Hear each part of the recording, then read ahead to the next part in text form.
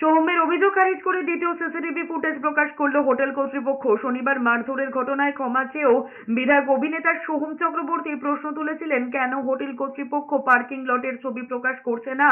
সোহমের দাবি ছিল পার্কিং লটে এমন কিছু ঘটেছে যার জেরে তাকে মারধর করতে হয়েছে, কিন্তু রবিবার পার্কিং লটের সিসিটিভি ফুটেজের ছবি প্রকাশ করে হোটেল ম্যানেজার জানিয়েছেন হোটেলের নিরাপত্তারক্ষীরা কাউকেই মারধর করেনি, সোহমের নিরাপত্তারক্ষীরাই তাদেরকে মেরেছে।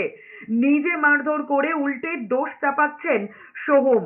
এদিকে নিউ টাউনের হোটেলে মারধরের ঘটনায় সোহম চক্রবর্তীর বিরুদ্ধে আরো একটি অভিযোগ দায়ের করেছেন রেস্তোরাঁর মালিক আনিসুর আলম। এর আগে হোটেল ম্যানেজার সোহমের বিরুদ্ধে অভিযোগ জানিয়েছিলেন। অন্যদিকে সোহমের নিরাপত্তারক্ষীও রেস্তোরাঁর মালিকের বিরুদ্ধে টেকনোসিটি থানায় পাল্টা অভিযোগ দায়ের করেছে। পুলিশ 3টে অভিযোগের প্রেক্ষিতে জামিনযোগ্য ধারায় মামলা শুরু করেছে।